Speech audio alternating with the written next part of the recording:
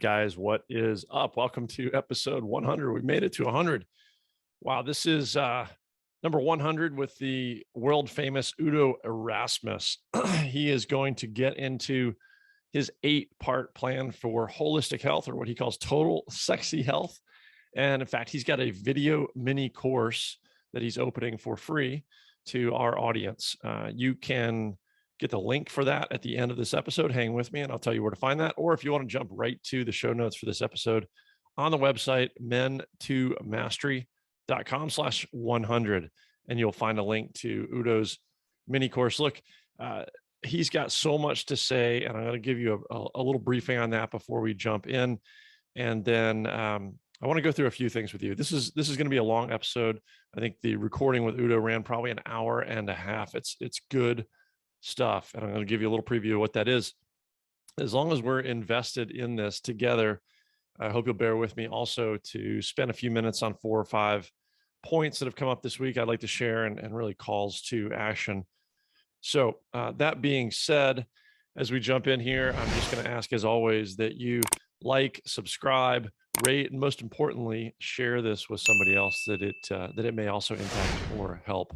So thank you in advance for that. Here's the deal.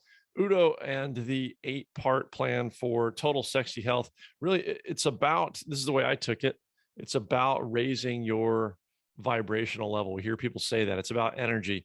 Udo actually talks about how we are ultimately everything, everyone, everything on this planet is solar energy. It's the building blocks for life powered by solar energy moving through us, exchanging stored energy, putting that energy to use, and then releasing it. So it's interesting. It's an interesting concept to tie together what he's saying. We're all powered by the sun. And this ties in, right? Because we're going to talk about, in particular, 2 nutritional deficiencies that are rampant and are just wreaking havoc on our health. One of those is vitamin D. We heard a lot about this during the coronas. Vitamin D, we know it comes naturally as something our body makes by exposure to the sun.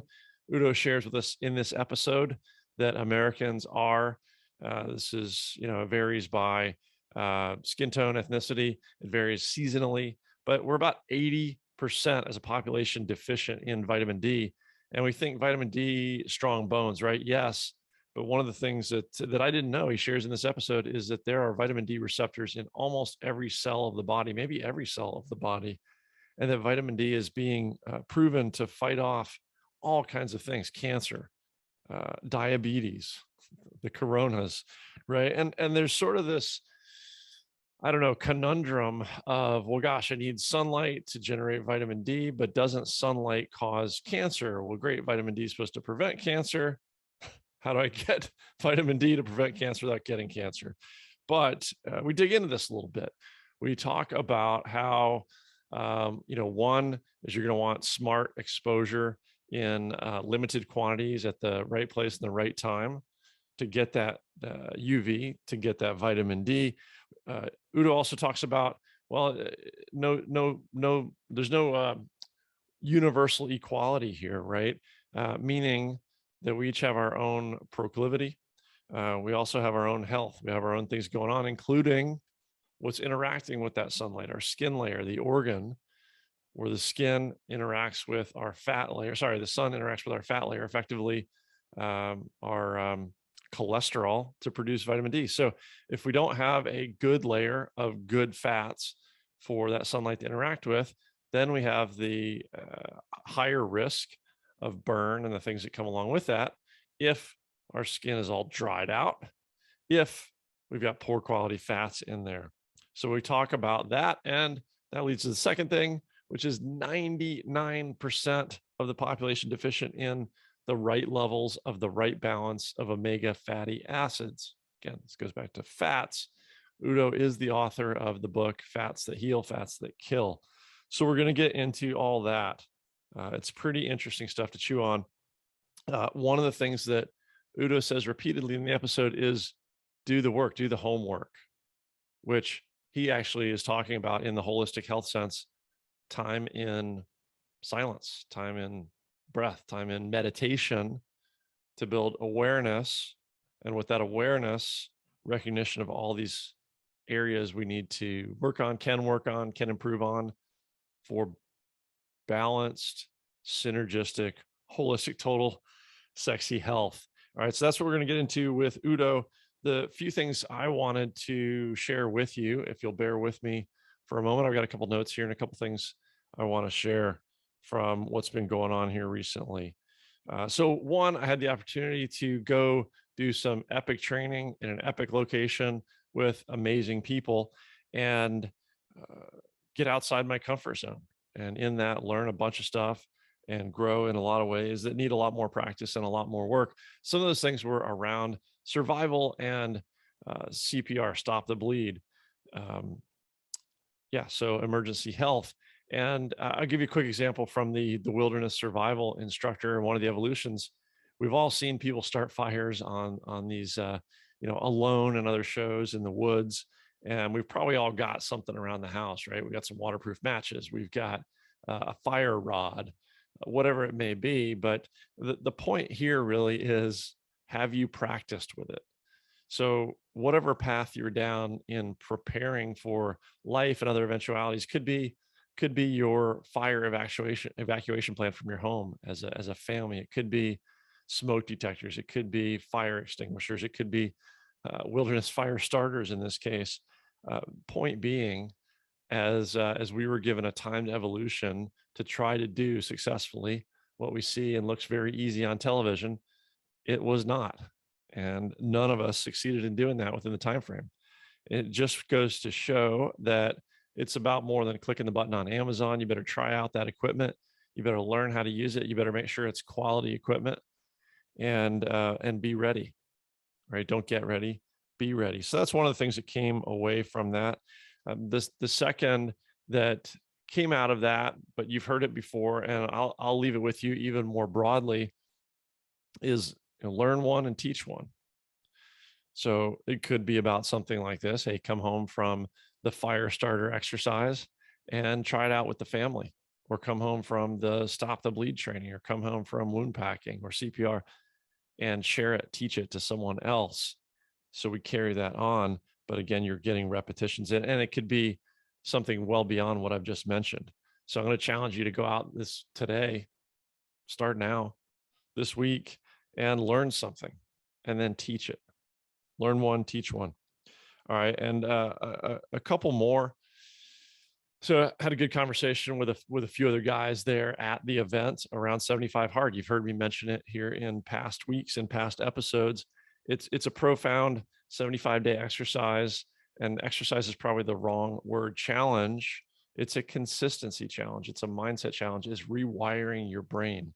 The physical is a byproduct. It's a part of the process, but really, and this goes back to awareness as well, it's really about rewiring the way you look at your life, the standards you're willing to carry for yourself, what you're willing to, how you're willing to go about your life. So, some of the things that are obvious, we talked about how these things show up. If you're late for the event that has a hard start, I mean, come on, like, be early, much less on time, right? The old saying that early is on time and on time is late. Where else does showing up late for an event show up in your life? And one of the guys made a comment in this 75 hard discussion of, like all weekend long, there's been piss droplets on the toilet or on the floor of the shared cabin bathroom. Who's doing that doesn't notice that? And where else is that showing up in your life? And that just kind of stuck with me as a silly one, but hey, was that me? I don't know. Maybe it was, right? And again, this comes back to awareness and blind spots. And I hope that wasn't me. And I wouldn't want it to be me. So bring awareness to things that we can tighten up and that show up throughout our life, our relationship, our business, our family, our parenting, all those things, right? So whether it is consistency or making the bed or cleaning up after yourself, whatever standard you're going to hold yourself to, do it consistently and grow that awareness of where you can tighten up in all these areas of your life. All right. And just last thing I want to share here, a two-part item. This is a tough one. It's a tough one. Here in the last few weeks, we lost an incredible guy to yet another statistic as veteran suicide. And I hate to say one person becomes a statistic. It's not that. This is a guy who impacted so many people in the world, family and friends, and in his service through the military to this country, built and impacted a ton of heroes, a ton of servants that protect our freedom. He built a ton of leaders, a leader himself, and an incredible man who impacted so many lives. He would not, I think, want to be called a hero, and yet, that's exactly what he was: a hero, a mentor, so many things along those lines. He shared with some of us recently his interpretation of a book by Admiral McCraven, The Hero Code, which I would very much encourage that you read or listen to. It's a very quick audiobook, about 2 hours, 10 quick chapters, bang, bang, bang. You can listen to it on a ruck, as I did recently. And I'll just share 10 quick points here on the 10 items of the Hero Code. So around courage, don't make ropes into snakes. Don't make it bigger than it needs to be. Around being humble, you can ask yourself, what am I, as opposed to who am I? Take the ego out of it. In sacrifice, put your charity, your cause, your tithe on a calendar. Make it happen. Make it regular. Something like giving blood. Around integrity, be impeccable with your word. Right. And so now you see the 4 commitments and other things coming in here. Around compassion, be grateful, generous, and kind in your heart, soul, and mind, starting each morning.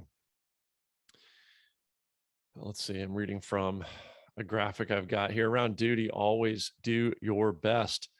Perseverance, be optimistic, be that glass is half full person. And around humor, don't take yourself too seriously ever. In hope, meaning in all situations, go in with optimism and positive energy. And around forgiveness, don't take anything personally.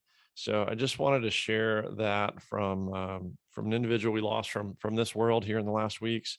It's a huge loss. It's been tough to sit with, but I'm convinced, as are others, that a lot of positives are going to come out of this. And one of those, so this is my last informational item, a call to action for you today, this week, is an event called Carry the Load. We're rolling into May here. Of course, May concludes with Memorial Day, an opportunity to reflect and to honor the sacrifices of so many people. Well, there's an organization called Carry the Load that's been around for about a decade, a nonprofit. It honors the sacrifices of first responders, military, and their families. And you can take part in it across this country by way of almost every city, every major city, or somewhere not far from you has a leg, a walking distance. You can go out and walk with other veterans and those honoring the sacrifices of veterans and first responders and their families, and take part in effectively a walking memorial. So there's one happening in almost every city. I would encourage you to look it up. You can search up Carry the Load. That organization does a lot of work for those communities I mentioned, and that is one place to get out and just bring more awareness, raise money towards those causes, such as veteran suicide, and unfortunately, the other demographic that is a ridiculous number in this sense is teen suicide.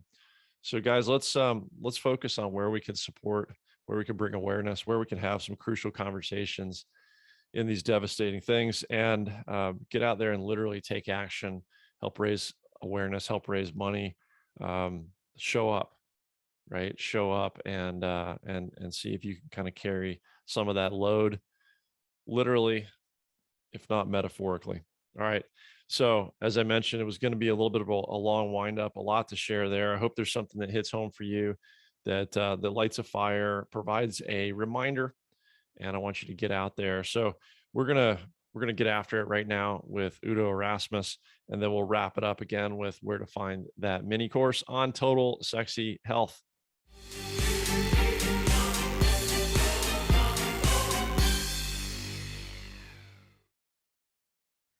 All right, fantastic. My pleasure today to welcome Udo Erasmus. I'm super excited for this conversation. Udo, thank you for taking the time, and thank you for being here.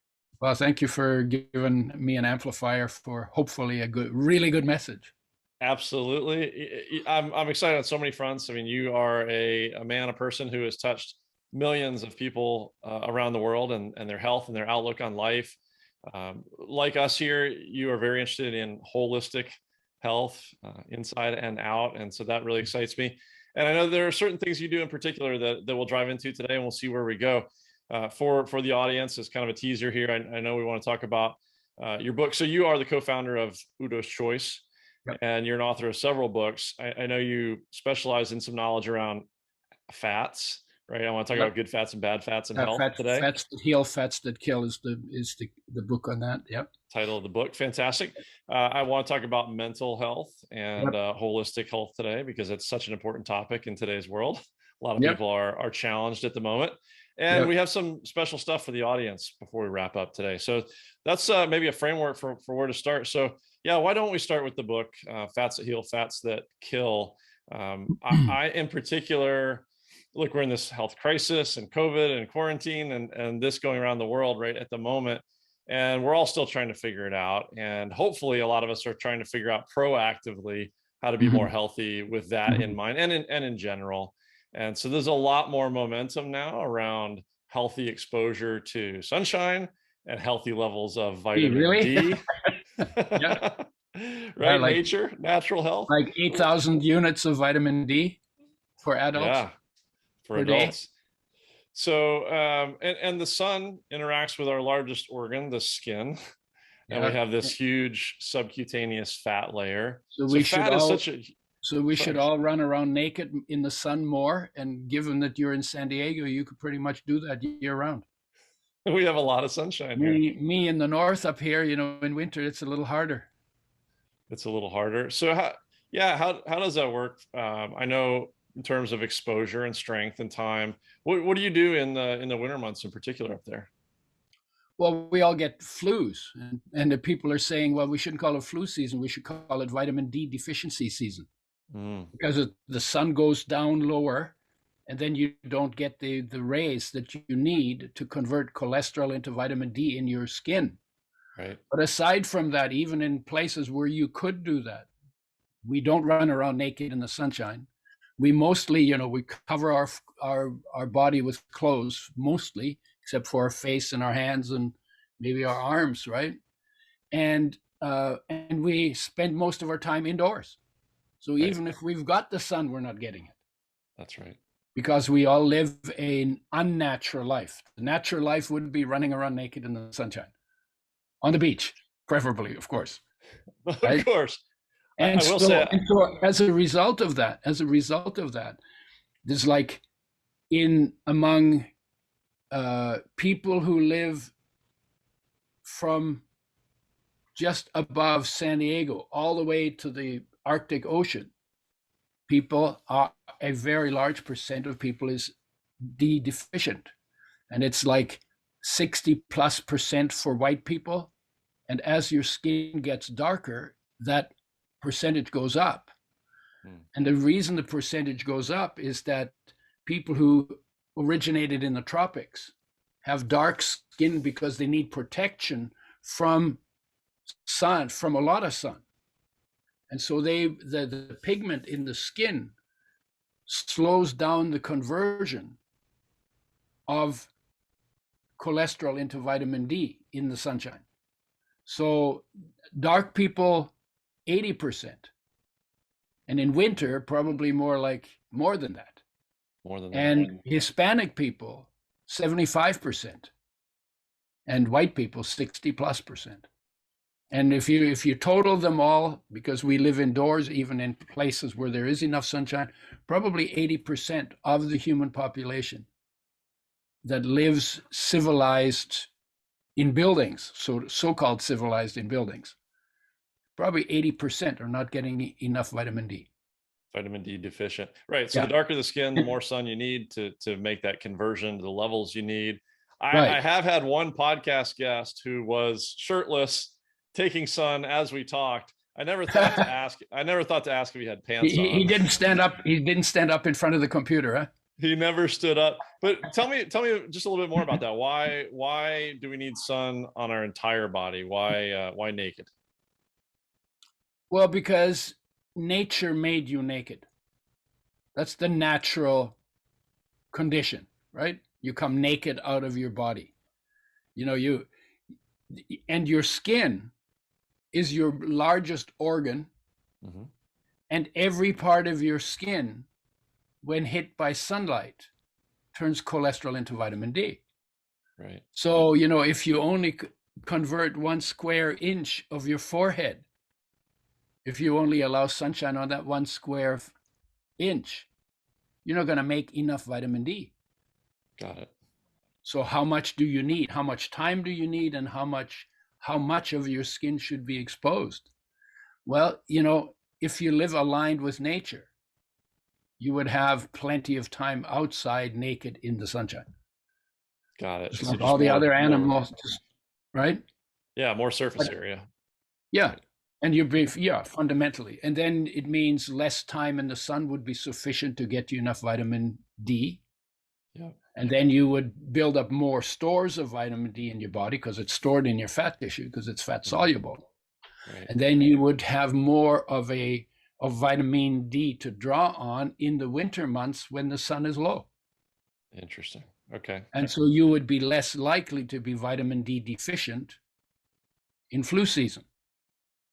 In flu season. And, I started taking, it's only realized, vitamin D is really interesting. When I started like 30, 40 years ago, working in health, all we ever said about vitamin D is, oh yeah, it's good for bones, basically it's the bone vitamin, right? Vitamin D and calcium and phosphorus you need for bones. Well, it's only about 10 years ago that we realized, there isn't vitamin D receptors only in our bones. There's vitamin D receptors in every cell in the body. Well, why the hell would you need a vitamin D receptor in receptors in every cell in your body unless vitamin D has functions in all the cells of your body? Nature is pretty economic. It doesn't make stuff it doesn't need. And so then they started looking at it and say, oh my God, it's important for lung function. Oh my God, it's important for cardiovascular function. Oh my God, it's important for nervous function. And then it just went on and on and on. And now the research says, and we were also told you should take 400 units a day, but never more than 1,000 because you can overdose on it. And now we're being told, no, actually 10,000 units a day, sustainably every day, is okay for adults. For kids, a little less, right? And so, and now it's like, oh my God, vitamin D is helpful to prevent cancer and diabetes. Right. And it's like, oh my God, vitamin D is used in every cell for all kinds of things. And most people, it's the second most common essential nutrient deficiency on the planet, I would say. The primary one is omega-3. 99% of the population doesn't get enough omega-3 for optimum health, and about 80, maybe even 85, and in winter maybe, who knows, pretty close to that, not getting enough vitamin D for optimum health. Yes, let's get to fats, but just one comment on the D. Yeah, I just went and read some research this weekend around, so I wanted to fact check some stuff. There is a high correlation of vitamin D deficiency to a lot of things, but including, since you mentioned cancer, this is a little bit counterintuitive to a lot of people, skin cancer, high occurrence in people with vitamin D deficiency. So we think like, oh, I'm going to get skin cancer by going out in the sun. In fact, going out in the sun by generating more vitamin D can help prevent skin cancer. Yeah, isn't that funny? Because a lot of the skin cancer comes from vitamin D deficiency, but it also comes from eating junk. And it also comes from not getting enough oils. I'll give you an example. So now we're playing vitamin D and oils, right? When I started to take good oils made with health in mind that contain both omega-3 and omega-6 in the right ratio, that's kind of what I've been working with. When I started taking a tablespoon per 50 pounds of body weight per day, which is between 2 and 4 tablespoons a day of plant-based omega-3 rich and omega-6 containing oils, I found out that I could stay in the sun 4 times longer before I burned. Yeah. But I will still burn, but I've got 4 times more time. So obviously not having enough oil in your skin, and that's a big, big issue for a lot of people. Right. Obvious when you live in the desert, obvious in winter, skin gets dry. That's because you don't have enough oil for it to make it to the skin and protect your skin. So I can stay 4 times longer in the sun before I burn. And when I had color in my hair, I was mouse brown, white person, blue eyes, fairly fair skinned, and I tanned okay. And I didn't have the kind of problem that redheads often have. Right. And so I tanned, but I also burned 4 times longer when I took enough oil for my skin to feel soft and velvety with the right kind of oils. Right. Now, so what that means is it's not that sunshine causes cancer. What it means, not having enough essential fatty acids makes the sun burn you and then create those problems. Right. Or sometimes the gunk you put on your skin to protect you from the sun, sometimes that has chemicals in it that are also bad for the skin. So you can't just say you went in the sun and you got skin cancer, so therefore it must be the sun. It's not quite that simple, because you're bringing something to the sun. What are you bringing?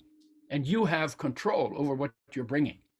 And most of us don't exercise the control that we could exercise to bring the best possible being into the sunshine, or into the social group, or into the politics, or into whatever it is that we're doing. So then the question becomes, how do I become the best possible me?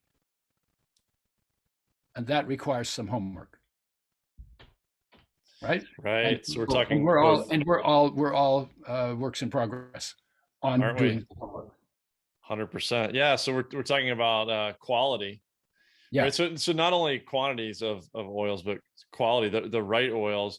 So there's a lot of you mentioned plant-based in particular. There's a lot of anecdotal evidence in the carnivore community also of the same thing that you mentioned, not being subject to burning. These are, a lot of times, again, quality, you're going for, if you're, I'm going to eat meat, you're looking for quality meat, right? So it is grass-fed, it's pastured, pasture raised. So you're getting that same. It should probably be wild. It should probably be wild, because in the wild, animals eat more than just grass. They also eat herbs, and those herbs go into, parts of those herbs are digested and go into the meat. So we get that meat with protective herbs, but when they're grown in corn feedlots, they don't get that. So the meat is very different than from the feedlot than from the grass-fed. But even the grass-fed is not as good as the wild-fed. As wild, yeah, 100%. Right? Yeah, the old saying, you are what you eat, right? And so I think for me, and so maybe let me just test this on you, and we could dive into what you've discovered with oils and fats. Is I guess logically, if I think about this, so we've started to realize some of these manufactured industrialized fats are very unstable under heat and other conditions. So if I've been eating a bunch of crap oil and that's started to lodge in my body, including in the skin layer, and then I heat it or I treat it with sun and UV, A and B, I guess to me, this makes perfect sense. I'm going to have these oils breaking down in ways that natural oils wouldn't be. Further broken down. Yeah. Further broken. Well, they're already broken. They're already toxic when you put them in. There's like when oils are made in industry, and this is what I became the alternative to. when I found that out. I got poisoned by pesticides. That's got my attention to look at what am I eating and how can I heal myself and how can I stay healthy. And so, so I found out that the oils that are usually that are in plastic bottles on the shelf, without refrigeration, transparent to light, that you find everywhere, they're treated. They're taken out of seeds and then they're treated with Drano or sodium hydroxide, a very corrosive base.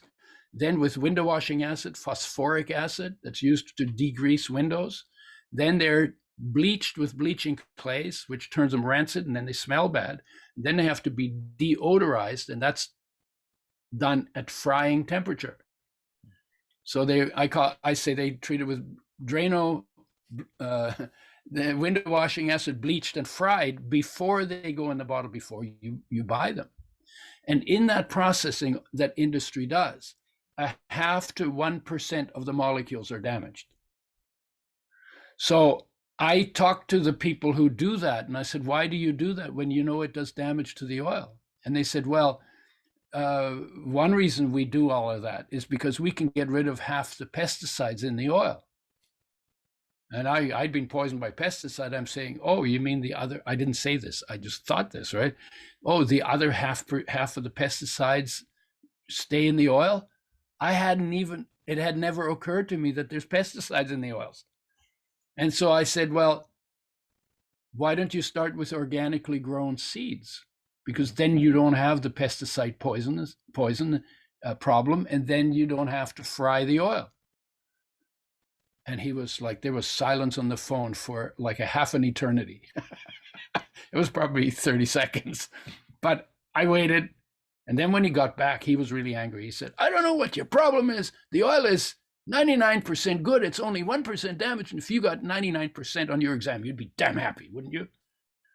And he's like just shouting at me, right? He was in Chicago. I was in Vancouver, right?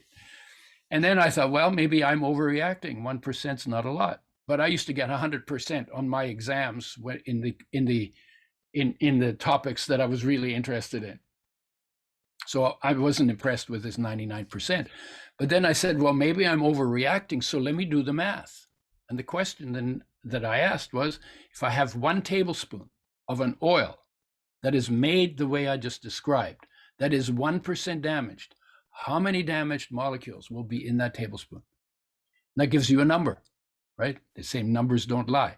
So, so how many molecules do you think would be in that tablespoon that are damaged? 1% damaged? How many molecules?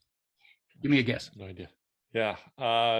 Give me a total wild guess. 100,000. 100,000. Okay. So here's how far off that guess is. And I do this all the time to make a point. 100,000. So then you go to 1,000,000. That's 1 0 added. Then you go to 1,000,000,000. That's 4 zeros. Then you go to 1,000,000,000,000. Now it's 7 zeros.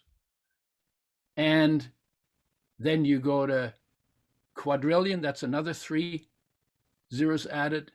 And then you go to quintillion. So you got to add another 3 zeros.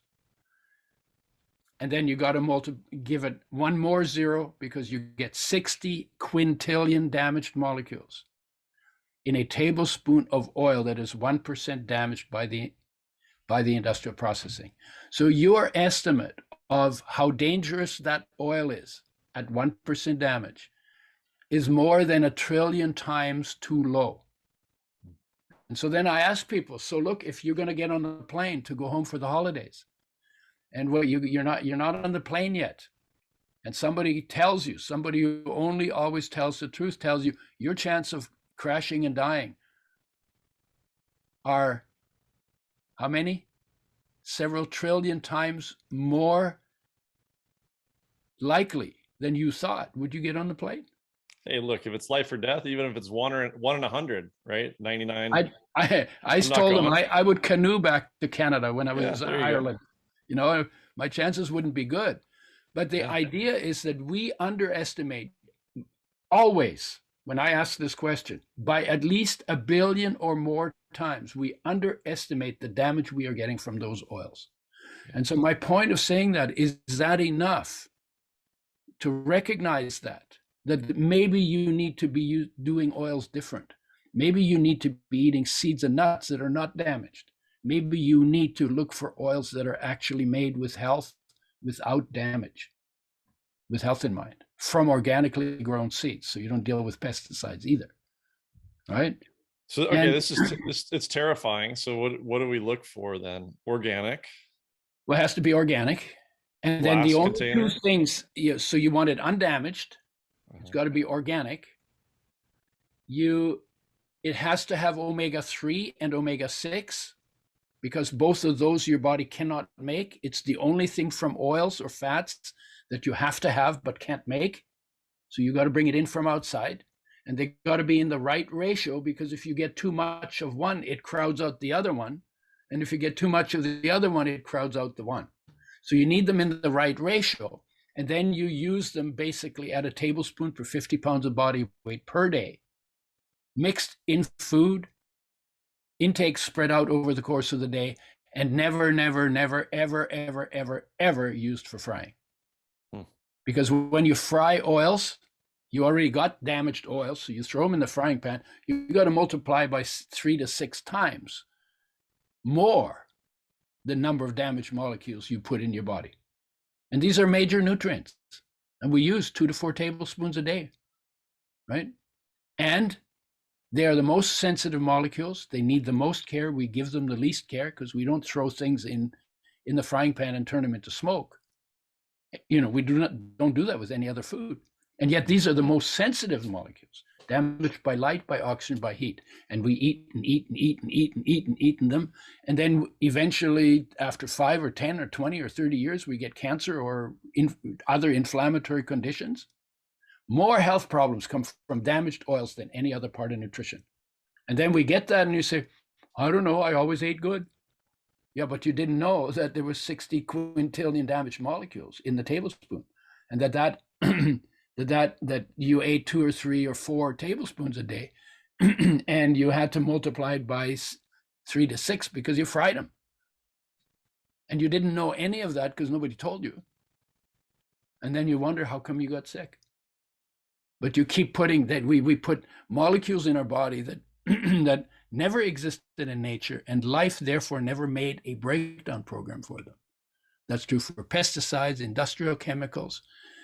So what we're doing, living out of line with nature and processing foods, because we should be eating fresh, whole, raw, organic.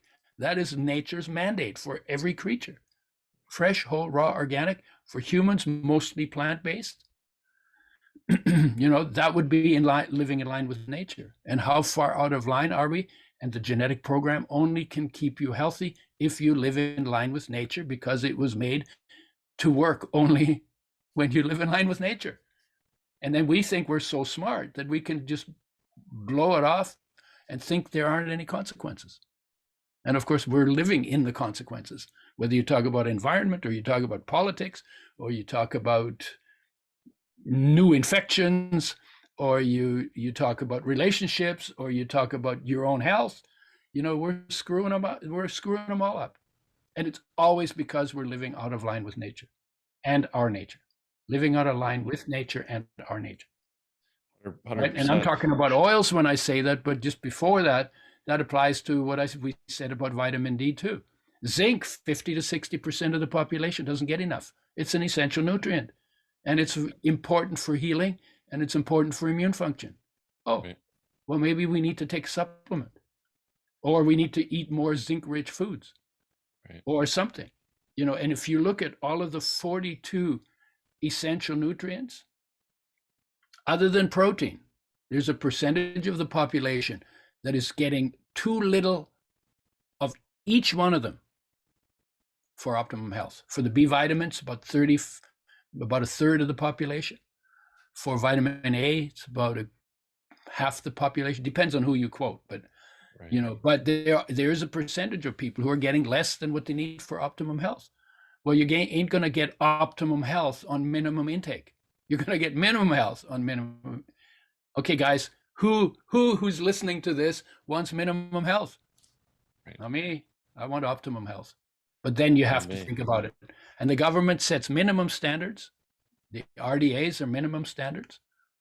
If you want optimum standards, you have to take responsibility for your own health and for your own choices about what you put in your mouth to give you the best chance of living the longest, healthiest life that is possible given your genetic makeup.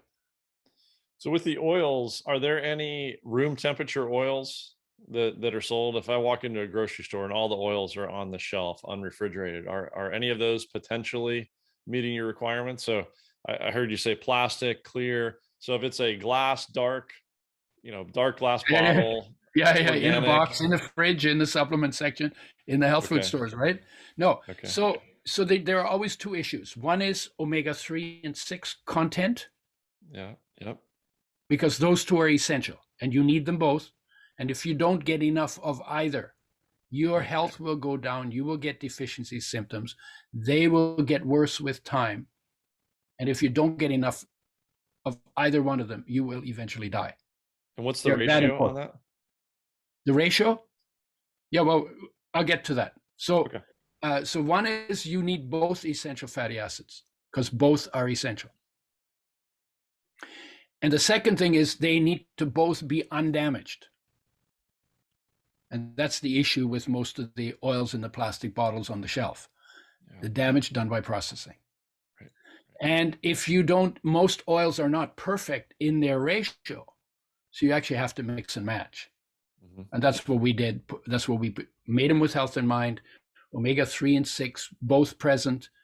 Flax oil has too much omega-3 for the amount of 6 it contains. I became omega-6 deficient on flaxseed oil. So it's a poorly balanced oil, but it's a very rich source of omega-3s.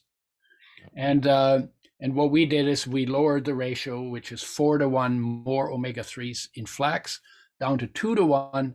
You get enough omega-6s not to become omega-6 deficient. But we emphasize the omega-3s because 99% of the population does not get enough omega-3s for optimum health. And when I found out, when I was trying to get healthy, and found out that, oh my God, if we could make omega-3s, they're the most sensitive of the molecules. They're 5 times more easily damaged than the omega-6 oils that are 1% damaged, right? And so if we could make oils with health in mind, and we could bring the missing omega-3s back into people's diets, oh my God, we could help so many people, 99% of the population. And that was the driver. It was like, I just found a purpose. Oh my God, this is worth doing. And it just like, we just lit up like firecrackers. And then we went on tours, 85 cities in 101 days through the US in the hottest months in a van without air conditioning, where I slept on the floor of the van. We had our clothes on a broomstick inside the double doors. Every 3 days we'd get totally sticky and would walk into a Marriott like we owned it, like very purposeful looking, and clean up and wash our clothes and wring them out and go back into the van and keep going our way. That's what we did in 1988. And at that point, it was flax oil that we were talking about. And that became the second best selling oil in the health food trade, which is where we were active, in 2 years. But it was the enthusiasm. And honestly, it was like, oh my God, helping, being able to help just feels so good. Yeah, and if you feel good, and if you're really fully present in all of your talents, then you can help a lot more than if you only have one. So, but anytime when, it's like, when I feel cared for, when I feel okay, there's nothing left it's not about me anymore. Then I stop being a narcissist. Then it's not about, give me this and I'll love bomb you to get stuff. And if I don't get what I want, then I'm going to kick you out and treat you really mean. That stops when I feel taken care of. Only people who don't feel cared for do that. And when I feel cared for, then it's like, okay, it's not about me anymore. I'm cared for. Where can I help? What needs to be done around here? How can I make the biggest splash for good in the life that I have, in the one body, in the time that I have? on this planet. Love that. I love that. And Let's that let's and talk. that Let's yeah, talk about and that. that's what that came out of, and that's why it was successful. The enthusiasm, we were blown away with the enthusiasm. It was just, and we didn't try to crank it up. It was, oh my God, we could help so many people. I was like, Yeah, how cool. purpose and service. That's Oh, amazing. yeah, exactly. Purpose and service. Before we leave the product, Yeah. I want to ask about three letters we've all been hearing a lot about lately, which is this organization based out of the US here called the FDA, our Food and Oh, yeah. Drug Administration, Mhm. Yeah. which has this perception of existing for the benefit of our health and reviewing products and supplements. I think that's the perception many of us have had. When you dive into it, unfortunately, it's an organization that's, you find out, is funded by industry money, and it has a lot of vested interest and so forth. Mhm. Is Mhm. there any, whether it's FDA or other, is there any standards that we can look at in oils to help guide us to the principles you talked about? I think the standard would come from nature, not from government. So, in other words, if you eat flax seeds, fresh flax seeds, and fresh sunflower and sesame seeds, the oils they contain, and organic, obviously, right? The oils they contain are in their natural state. Industry doesn't set those standards, especially when they do processing that is damaged. They can't set those standards. Nature set those standards. Life set those standards. The standards of quality for living are all set by God, by life, by nature. And when you live in alignment with whatever that is for you, you live in alignment with that. That's where you discover the highest standards. And that's a single purpose. That's something every human being has to do for themselves. My mother didn't set the best standards either. She had her habits, and some of them were good and some of them were not as good. Most of our mothers were bamboozled by the oil industry to use oils for frying, because when I was a kid, we called using oils frying, and we used using water, we called that cooking. Now when you say cooking, we mean frying.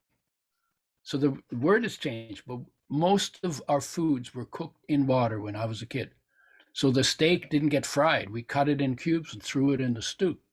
And then they had meat in the stew with the vegetables and the spices. Tasted great. What didn't wreck you, right? Less cancer then than there is now. Frying is probably one of the biggest reasons why cancer is increased. But there's other reasons.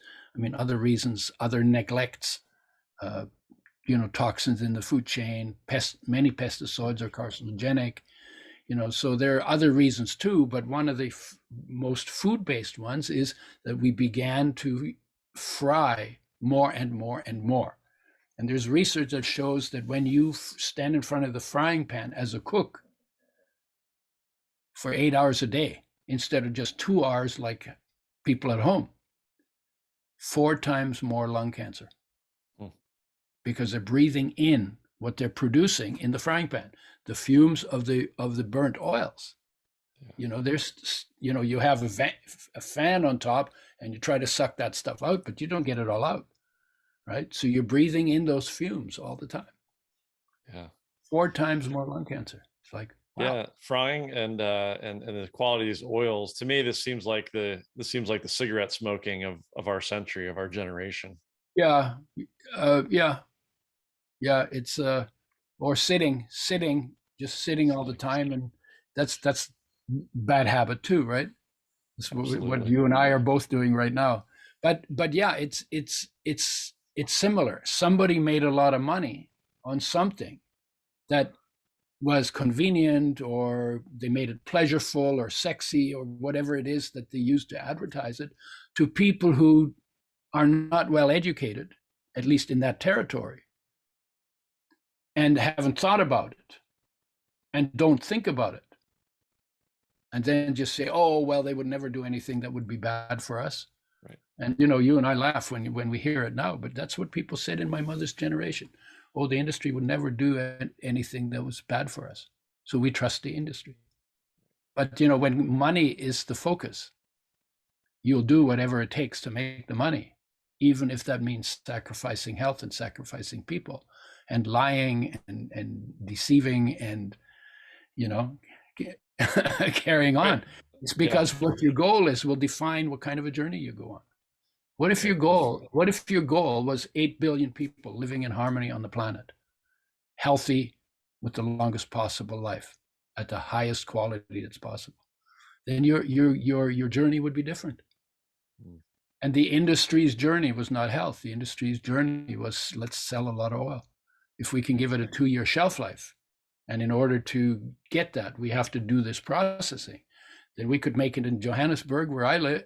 Johannesburg. Then we could make it in Vancouver, where I live, and sell it in San Diego, where you live, but also in Johannesburg and in Tokyo and in New York. And now oh my God, we have such a big market. But in order to do that, you can't do that with lettuce, right? Perishables don't have that big a market, so they're local. Well, good oils are perishable.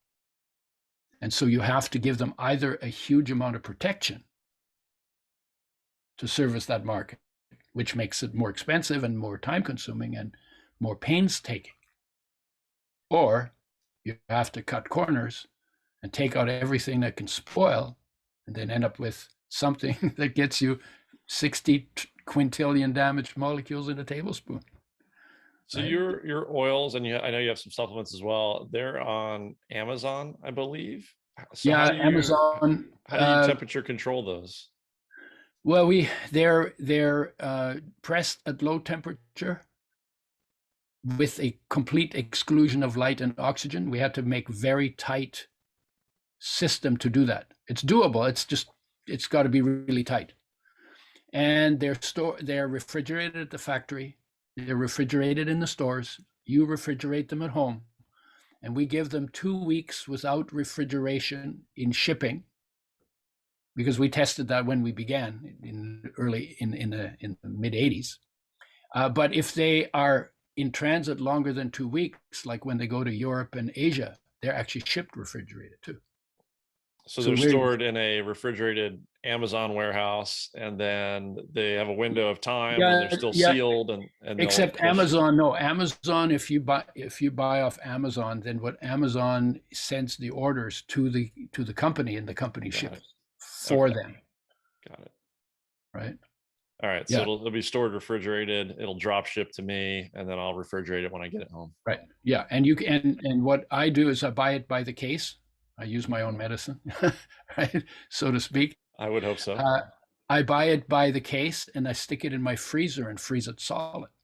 Because when you freeze oils, they shrink, so you won't break the glass bottles. Yeah. But when you freeze the oils, they don't move. The molecules don't move. So then they don't meet. So then they don't react. So then that stops the deterioration of the oil. And then when I'm ready to use the bottle, I take it out of the freezer, put it in the fridge, and then I keep it in the fridge and use it up within about 8 weeks. 8 weeks. Okay, fantastic. You said another. Go ahead. Yeah, I'm just nattering. Go ahead. Okay. No. I wanted to just pivot a little bit, because you said a word that triggered something for me. You said sexy, and one of your products is around what you call, it's called Sexy Health Sexies. Yeah, no, it's called The Book on Total Sexy Health, the 8 key parts designed by nature. Now, why that? It's very simple. Why sexy? It's a tough word, but it's the power word on the planet. Yeah, sure. Sexy. And we use it not just when we're having sex.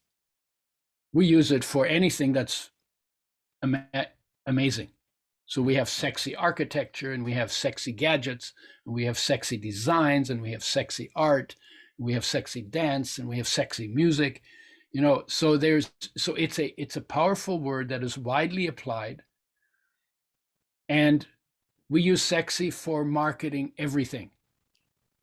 And a lot of what we market using sexy is just stupid stuff. So I thought, wouldn't it be cool to use the word sexy to sell people on their own magnificence, their own awesomeness, their own possibilities? That's why I called it sexy.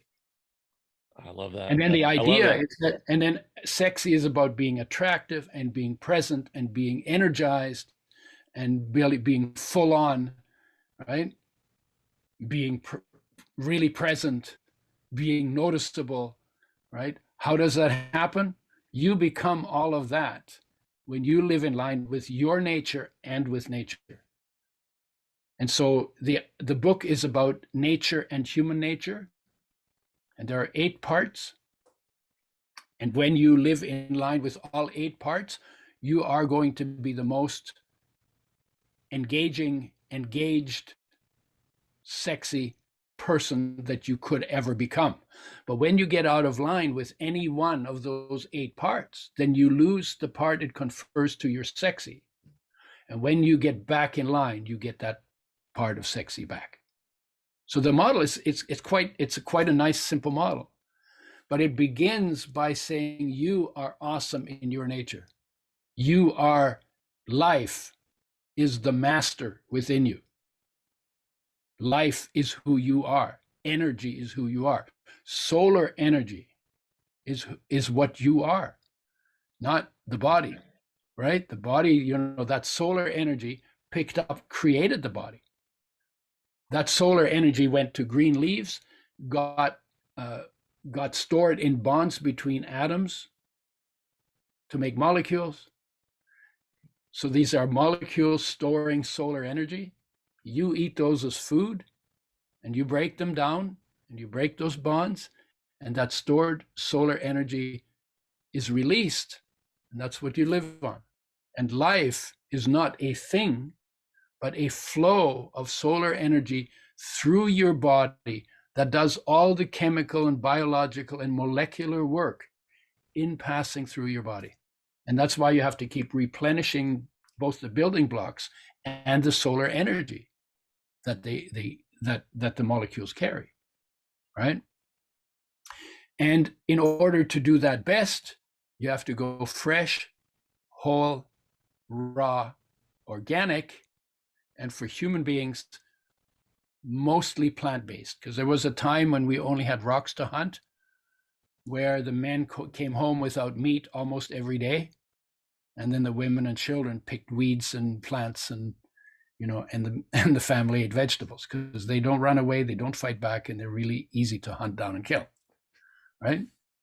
So when you start doing that, you feel better, you have more energy. So that's the physical part. Right. And I've actually, the 8 parts are awareness. What is awareness? It has no content. It is the ability to notice. That is your foundation. In that awareness, because it is formless and indestructible, in that awareness is peace, an unconditional peace that is not only there, but everywhere in the universe. The entire universe and the entire human being and even entire wars unfold in perfect peace. But it's a difference is whether you're noticing that peace and feeling that peace and then engaging or acting out of that peace, or whether you're not noticing it and you're in your head saying, you're my enemy, I'm going to kill you. And the other guy says, you're my enemy, I'm going to kill you. And in those warriors, they're filled with peace. Peace is surrounds them, above them, below them, between them, everywhere. If they knew that, if they experienced that peace, they would put down their weapons and say, how can we make it work better for both of us? How can we, how can I help make sure that your kids are safe, that your women are taken care of, that that you have what you need in terms of food and shelter and whatever all the basic needs are, right? But because they're not focused on feeling cared for or on peace, so they play a whole other game, and yet there's peace everywhere. So the issue is to notice, the ability to notice. And that's where your peace is, in every human being, no matter what their gender, their age, their race, their culture, their religion, their nation, no matter what it is. That is a highest common denominator among every human being in the human race. So tie that back to So that's the first one. That's the first one. Yeah. Okay. Right. No, I was I, just gonna I, ask if you would tie that back to briefly we had a conversation off air about our natural ability and gravity towards health, internal, external, yeah, and we talked about this vision of 8 billion people yeah. living I their optimal lives in right. peace and in harmony. So how's that tie back to health? Well, so I call it beyond health Beyond health. because it's beyond health or disease. It's Mhm. beyond life and death because you can't break down something that has no form. Awareness has no form. You can't break it down, so it's also eternal. So when you talk about eternal life and all those religious concepts, there is actually something in you that becomes real when you experience it that totally fits that definition. But just having the definition without the experience, that's just bullshit. So what does it take to get that experience? And for that, you basically have to sit still. You have to take time. You work hard and then you play hard. What about sitting still and doing nothing hard? Because that brings you your balance. That brings you your balance, and that brings you your expansion into the entirety of your being. Because that peace or that spark of God or whatever you call that is also part of every human being's natural nature, not created, not invented, not conjured up, but is already part of every living thing. Not just even humans, animals too, plants too, microbes too, right? Right. So this is Innate. beyond. Innate. So this is beyond health. Second is total health. Total health is the solar energy that is your life. And we talked about that a little bit.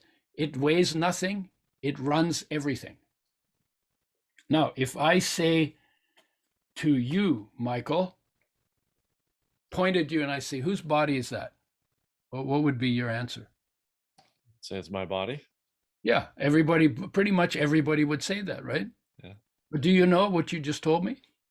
What's that? You just told me you're not the body. That's right. If I right. show you, if I say, well, this is my watch, I'm not the watch. Right. I'm the owner of the watch. The watch right. is my property. So you've just told me that your body is your property and you're not the body. And that begs the question, well, then who are you? Right. Who is the owner of the body? Good question, right? Simple question.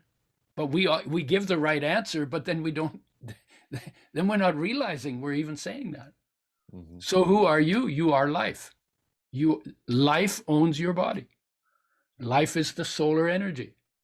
It owns your body. It weighs nothing. It runs everything. That's the science part of it, right? From the outside. If you sit still and you bring your awareness inside, the first thing that you're going to see and hear is darkness and silence, right? You shut off all the external noise, close your ears, close your eyes, and you're going to feel empty. But if you sit with it, you will discover light inside, and you are that light. You will hear a sound, and you are that sound. You will experience unconditional love, because life has unconditional love for your body. The only agenda life has is to take care of your body as well as it can with very little help from you.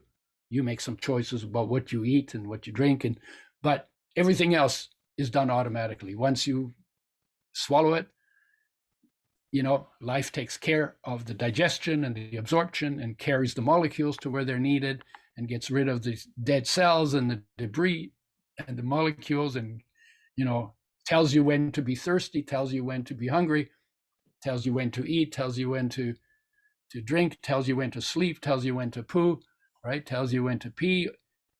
This is not like you're not doing any of that. You become aware of it because it becomes important at some point, right? But you're not creating that. Life is creating that.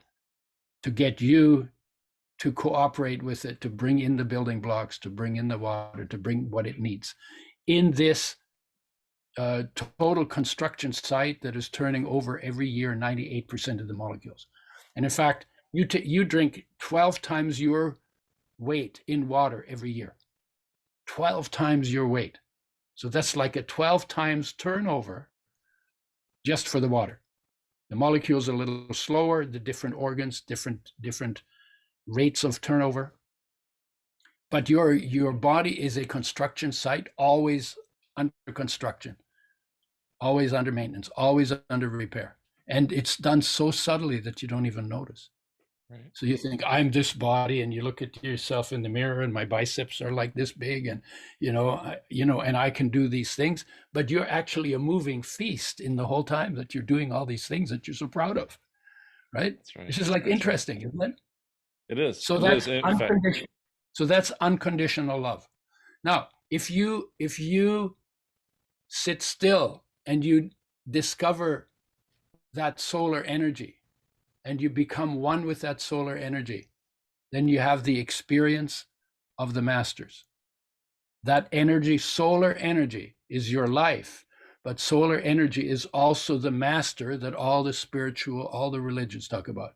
And whether you call it life energy or solar energy or Buddha or Christ or Krishna or Ram or Lao Tzu or maybe even Socrates or, the people who talked about the more abundant life, that's where the abundance lives. The abundance is built into your life energy that you are, and you experience that abundance when you get in touch with it. And the difference between us and the masters was that the masters took it seriously and did their stillness practice. And we, at best, mostly dabble. Right? And what was their recommendation? Kingdom of heaven is within you, and first seek the kingdom. So first get in touch with the life energy, with the master inside, and everything else will start to fall into place. They said, will be added unto you, but that's basically, right? And imagine being able to live and walk and talk and hang out and do what you do, present in your own being. It's really nice. And then, then you don't freak out about little things, and life and awareness cannot get sick, never die, because they're formless. So COVID will not get your life. Can't, because that takes place on a completely different level. Awareness is not infected, is not affected by anything.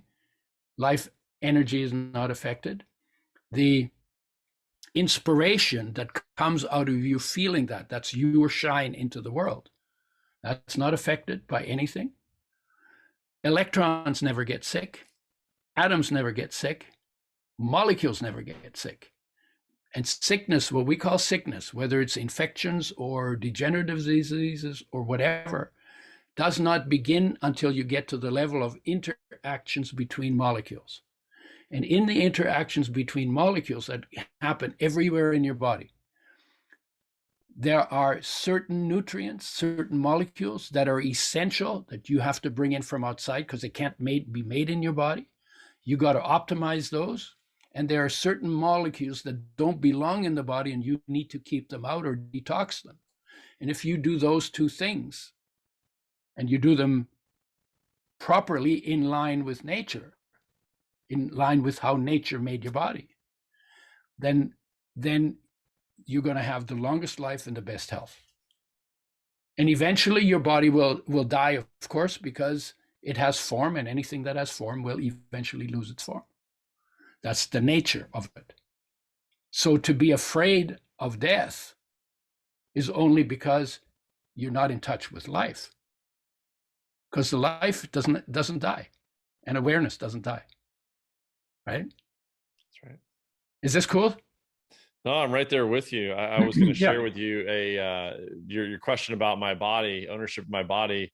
Yeah. it made me remember I quoted and published recently something very similar that says, you don't have a soul, you are a soul Right. that has Right. a body.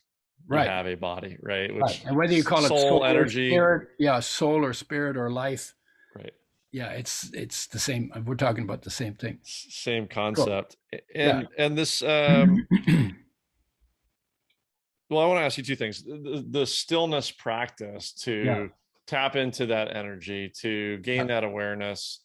And you made the point. We don't do enough of it, most of us. What's your practice? What do you recommend? Well, it's okay. The problem with the practice is, your senses go out whenever there's change because you got to monitor it. It's important for survival. But your awareness doesn't go back inside automatically because there's nothing inside saying, "Hey, look at me, look at me, look at me." It's quiet in there. So how do you bring it in? How do you even get interest in it? And lucky for us, there's not just hunger and thirst and tired and all of those, but there's something called heartache or emptiness or restlessness or yearning or striving or blues or loneliness. There's a lot of words. I have 10 pages of words that people use for an uncomfortable feeling in their chest that is not based on cardiovascular function. But when grandma dies, sorrow, sadness, those are grief, and you feel them here. You feel all those same words that I'm using. You feel them here, but they're triggered by something on the outside. That feeling is not about what triggered it. That feeling is your heart calling your awareness to come back home inside to its source in life, in awareness, where it was when you were in your mother's body. And there was nothing to go out to, and there was nothing to do, and there was nowhere to go, and everything was taken care of, and it was safe, and you were just floating in the little, I call it the Buddha tank. You were floating in this little tank. The body was being built by life, and your awareness what was at rest inside, and you were in bliss. And when you, so the heartache is the call to come back home. So you sit with the heartache. Most people don't like heartache because it's uncomfortable. It's not pleasant. Sometimes it's very powerful. Sometimes it makes you cry, right? But if you sit with that heartache, you're that close to life. Just even less than a hair's breadth behind that heartache is your wholeness. But you have to sit down. You have to go to the hunger part, just like you do with food, right? You eat when you're hungry. You drink when you go pee when your bladder's full. You get the signal. This is the signal. When you stop blaming it or trying to ignore it or deny it, or that is your call to come home to yourself. So that's the first thing. Sit with it. And sit, well, how do you sit? As quiet as possible, like as still as possible, for as long as possible, as deeply still as possible, breathing lightly and more slowly. And when you do that, you're almost there already. And you feel this, and the feeling changes. But it doesn't only change here, it also changes here, and it also changes in the rest of your body. It's literally is a stillness practice, right? And how many practices are there? Probably 8 billion, one for every person on the planet. There are teachers who teach all kinds of different methods. The issue is not, though, number one, you need to know that you have a need for that stillness. And that's what heartache is, if you understand its nature.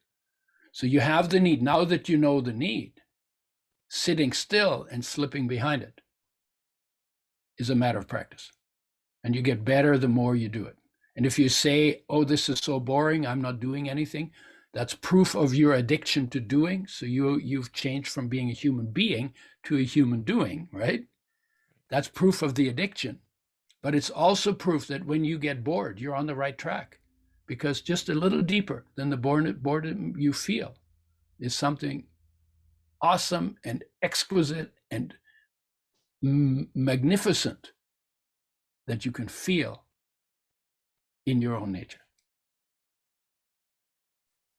Right. Yeah. It's so many times, maybe all the time, and maybe for all of us, those points of resistance, boredom, fear, Yeah. that heartache, Yeah, just on the other side of it but is that's what we're just looking habit. for. But that's just habit.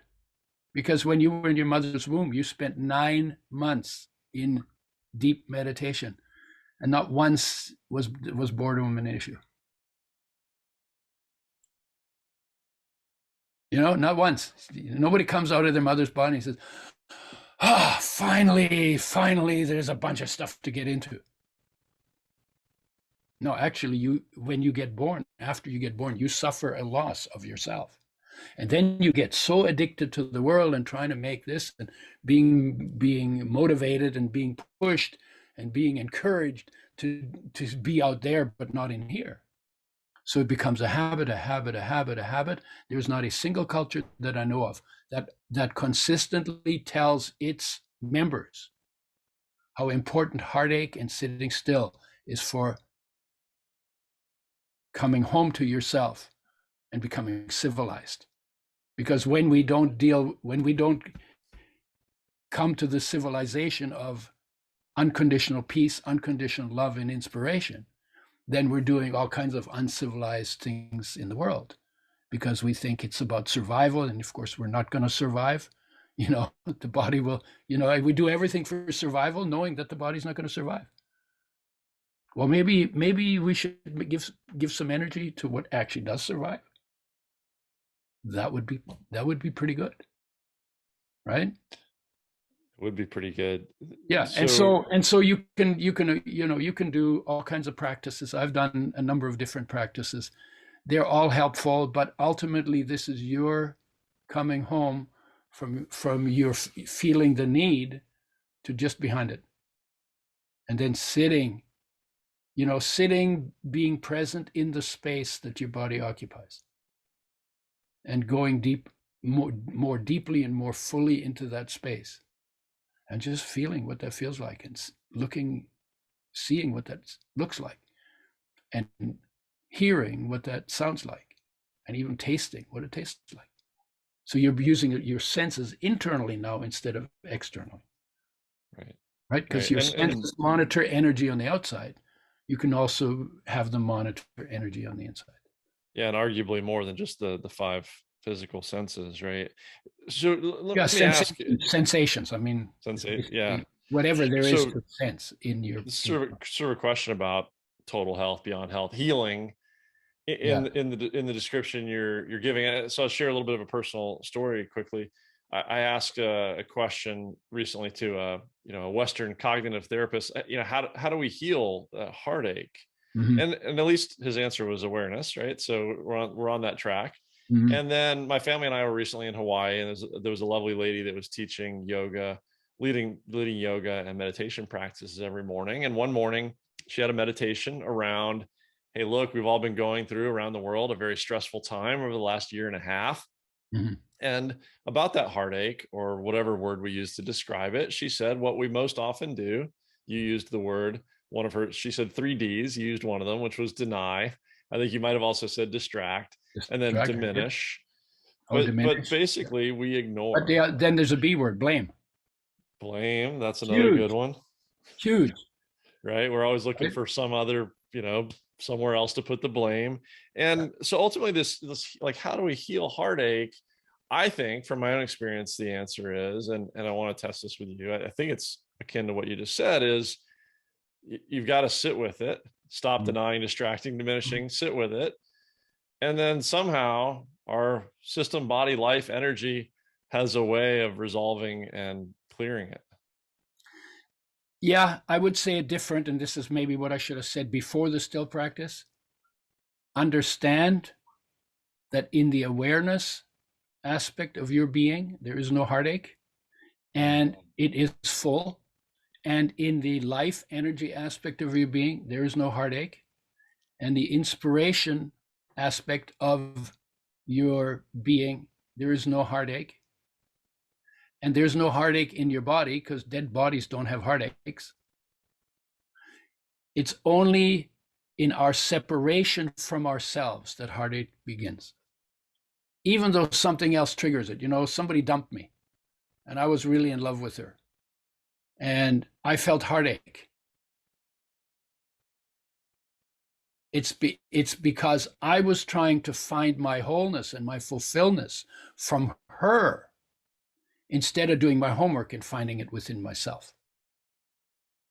Because if you're whole, if you experience your wholeness and you're in a relationship and the relationship ends, you might just wish her well without being snarky about it.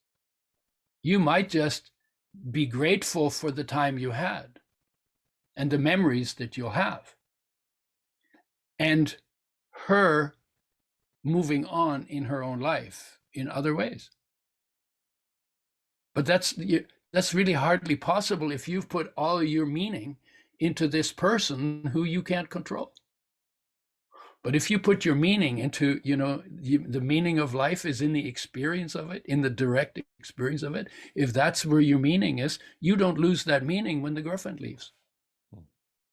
Right? And so the sorrow and the pain and all of that comes from having an expectation of getting something for myself that actually I can't get for myself from there because I'm looking in the wrong place. Okay. Now, if I got that, if I'm clear and I'm in that place in myself where I don't have heartache, then I can be a pretty good partner too, because I'm not expecting or trying to force her to give me to do my homework for me.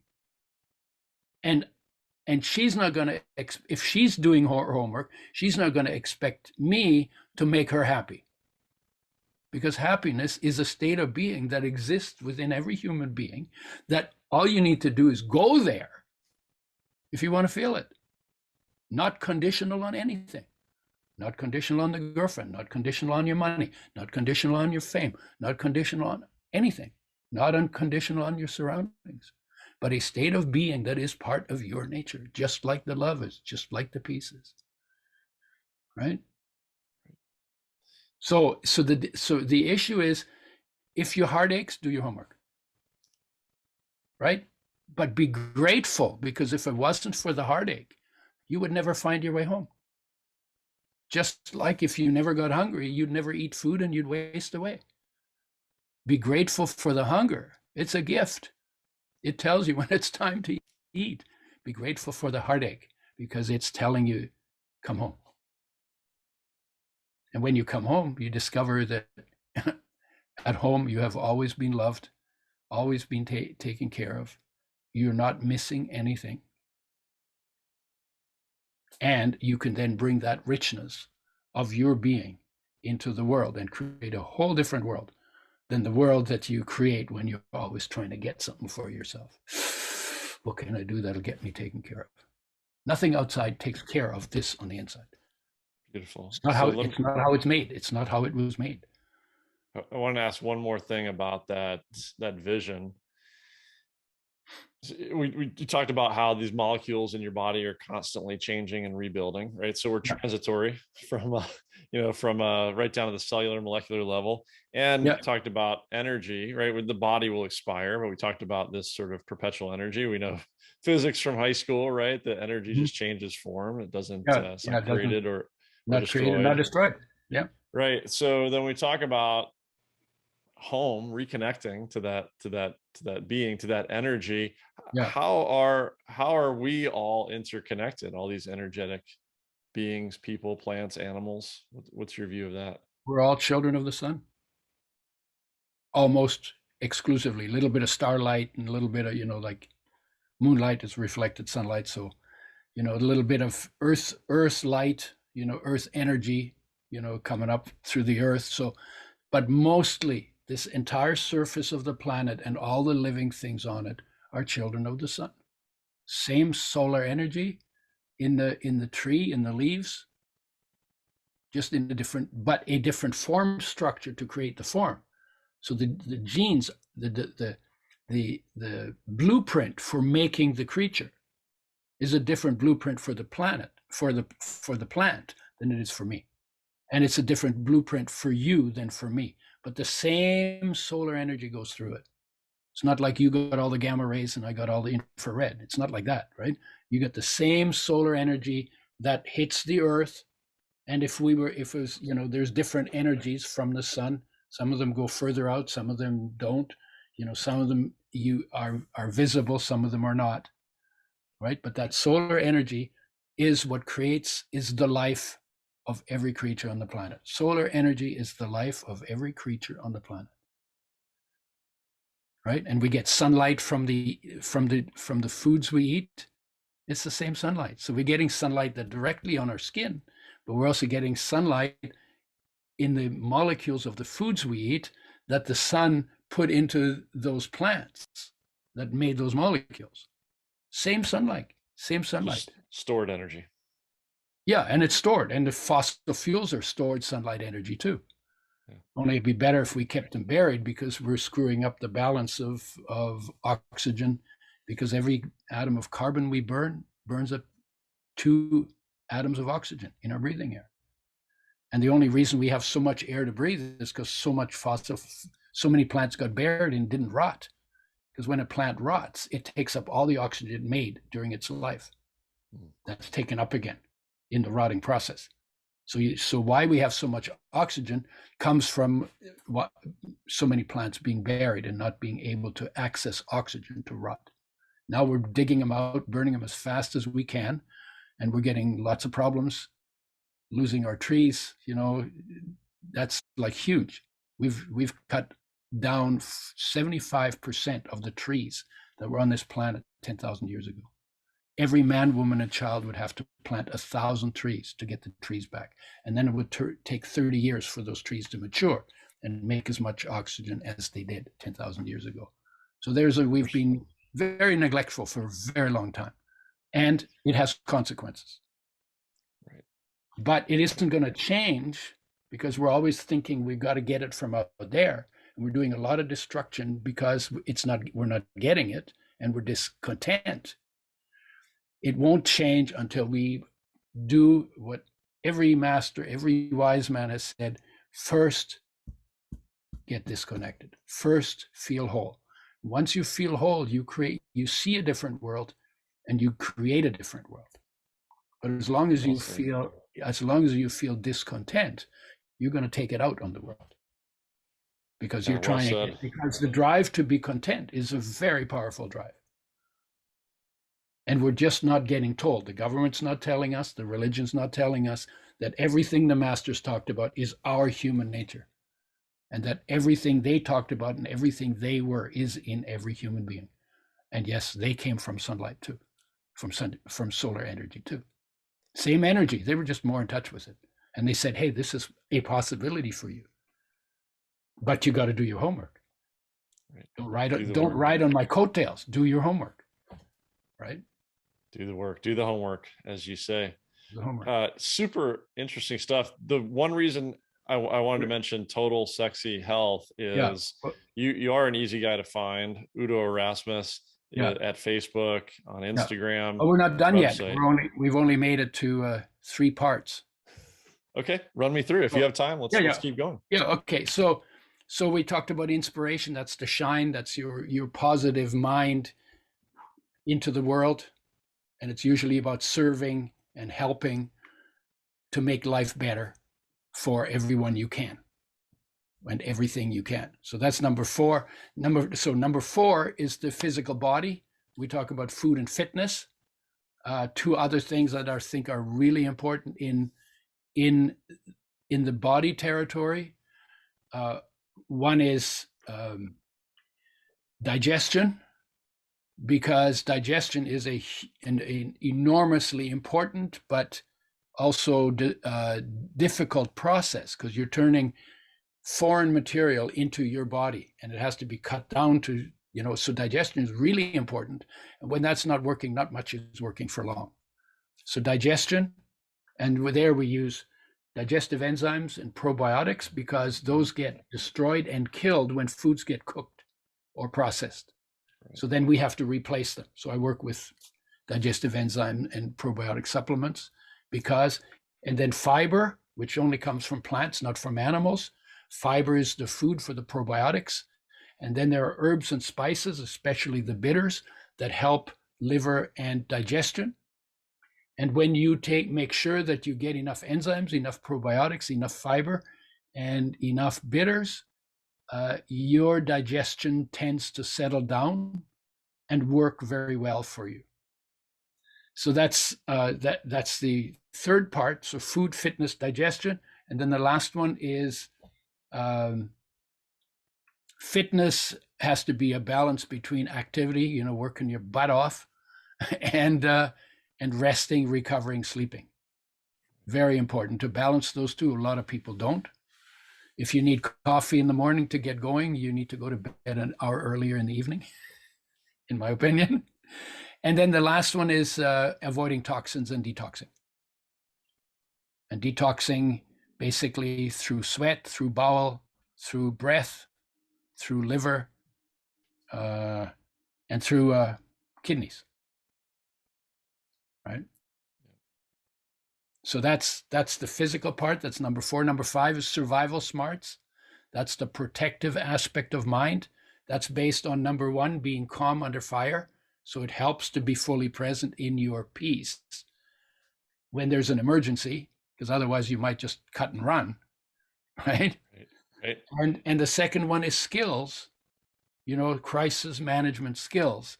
So if you live in a place where there are volcanoes, you probably should have some understanding of what you do, when, right? Or tidal waves, or earthquakes, or floods, or droughts, or crazy governments, right? I mean, so survival skills, there are things to learn, things to think through.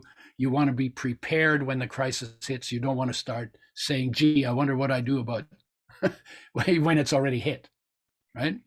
So that's number 5. Number 6, now we're getting out of the body. These are all internal. 5, right? Number 6, social group.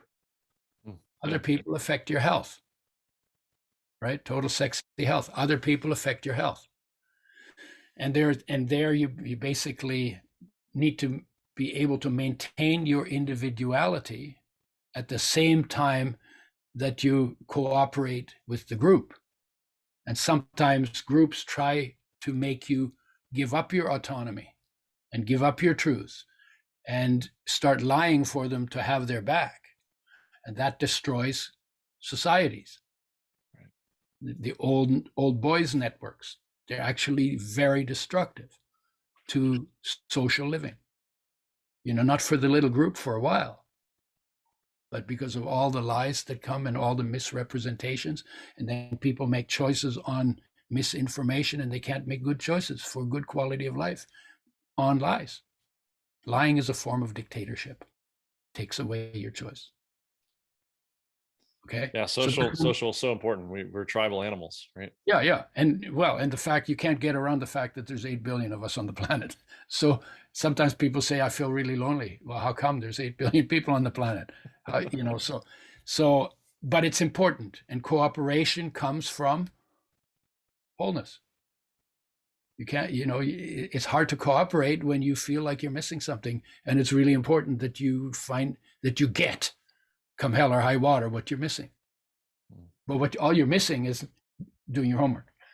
So do your homework, you won't be missing anything, and then social living will become quite manageable. Then number 7 is a natural environment. And we have a short saying that covers every environmental issue. If you doo-doo in your nest, you will nest in your doo-doo. Somebody carved that in a log a long time ago that I read it in light letters and a foot high and maybe an inch or 2 deep. Only he didn't use doo-doo. He used a different word. If you doo-doo in your nest, you will nest in your doo-doo. And that's fundamentally, everything has consequences. Behavior has consequences. What we're doing to the planet, we're doing to ourselves. This is not even news, right? But we tend to not think about it when we're doing what we're doing to the environment. Right. It's important that we pay attention to it. And then number 8 is what I call the big picture, infinite awareness. Here you are in a body that is a terminal condition. Whether you're healthy or sick, your body is a terminal condition in an infinite universe. And to be okay with that, right? You have time. It's a short time. Maybe you get 100 years. You never existed for 14 billion years before that, and you won't exist for 14 billion years after that. Here you are right now in this form, amazing amazing mixture of water, air, dust, and solar energy, and you get to have the human experience. Number 1 goal for a human being, according to the wise people, is to be fully present in all of your being and your surroundings. Because being present in your own being is a gift that was given by the universe only to you. And if you don't enjoy it, it's a wasted gift, because nobody else can enjoy your magnificence for you. So that's number 1. And then number 2, purpose. Help where you can.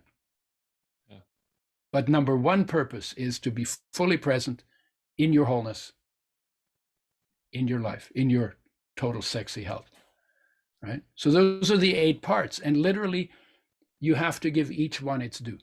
They're all different in their nature, different in their function, need a different kind of attention, need attention on a regular basis, go off in a different way, and respond to a different kind of intervention.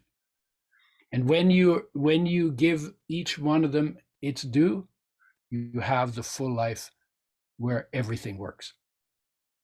And when you get out of line, you neglect certain parts, you lose some of that, then your life becomes more difficult. Right? That's right. Mental illness, mental illness. There's a reason why my background is the way it is. On this side is the clutter. On this side is the possibility. Something in you is like this. There is no mental illness in the realm of possibility. Anything is possible. You can create anything, but there's nothing there. So mental illness is when there's something there. Too many thoughts, the wrong kinds of thoughts, based on external conditions, or based on internal rummaging, or memories, or trauma, or that's all clutter. That's the clutter of life. This is the possibility of life. Both exist in you simultaneously. So if you're going to spend time rummaging around in the clutter, give equal time to the place in you that is not cluttered, that cannot be mentally ill. And if you don't know how to do that, then learn how to find the place in you that has no clutter. There's no mental illness in awareness. There is no mental illness in life energy. There is no mental illness in inspiration. Right? But mental illness is about, there's not even mental illness in your teeth.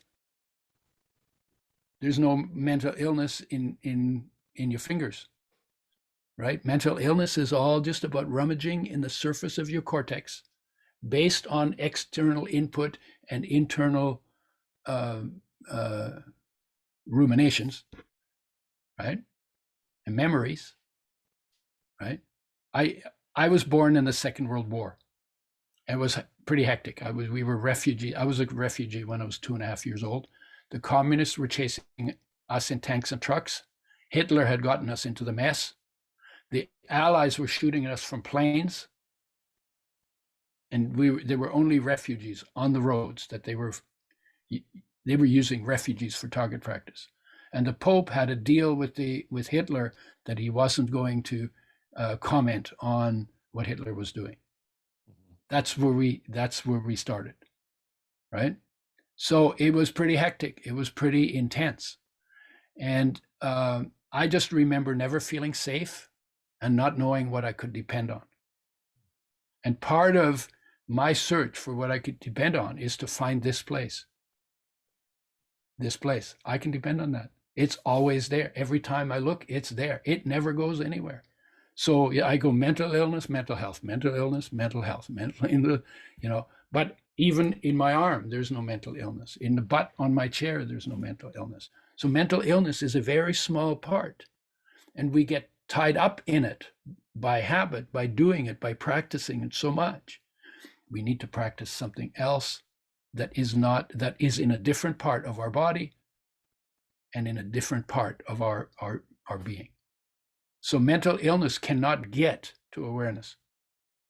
Awareness is always pure, no content. The ability to notice, no content. And then the content becomes what you notice. But the awareness is still the awareness. No content in awareness. Right? I love your I love your perspective. And solar energy cannot get mentally ill. That's your life. Right? So but solar energy runs your mind. So I have a friend who said, I really like this. He said, the ability to think is God's gift to you. What you think about is your gift to yourself. Oh, right. So what gift do I want to give to myself? Sure. I don't want to be tied up in thoughts, because when you think, you go blind and you go deaf. You start thinking, you don't hear what somebody just said to you. You start thinking and you don't notice what car just went by, right? Yeah. I don't want to be blind and deaf. So I don't want to I want to be fully present in all of my being and my surroundings, not lost in thoughts in my head. There's no mental illness in being fully present in all of my being and my surroundings.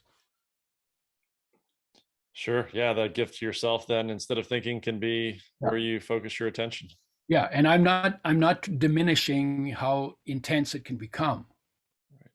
Right. When you have thoughts that are driving you nuts. But what I'm saying is that even in the midst of that, you have 1,000 other possibilities. So you just focus here, or focus on your elbow, or you focus on your knees, or you focus, right? And you feel what it feels like.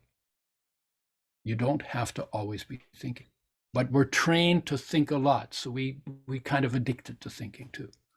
We do. Yeah, we sure do. And then some people use psychedelics to break that addiction. That can be helpful, right. done properly under good supervision. But in the end, it's always bringing your awareness home to wholeness. No mental illness in that. And then your mind becomes a good tool for living, rather than a master that is out of control, that's driving you nuts. Right. Exactly. It's just a tool. Yeah. It is just a tool. Yeah. Well, let's close on that. I really appreciate the generosity of your time and sharing so much of that perspective.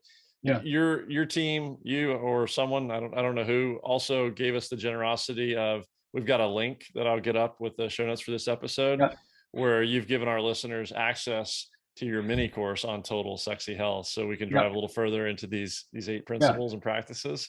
Yeah. And we have that. I have 2 websites. One is called udoschoice.com, UDOS choice.com. That's where the products are and the product information, why we made them the way we make them. And then I have one called theudo.com, THEUDO.com. And we have some courses, and we have lectures and podcasts and all kinds of stuff, and some books. And I'm on Facebook, and I'm on Instagram, and I have a YouTube channel. I'm not hard to find. I've been doing this for a while. Yeah, you're quite easy to find it. And thank you again for the gift of the access to that Total Sexy Health mini course to our listeners. Great place to start. Start with you, start the practice, start doing the homework. Yeah. And then I know you've got a bunch of other stuff that they can drive into from there. Yeah. Yep. Yeah. I hope this is helpful to your viewers, listeners. Super helpful. A little bit mind blowing. I'll have to go, sit with this for a while. Yeah. You might have to watch it again.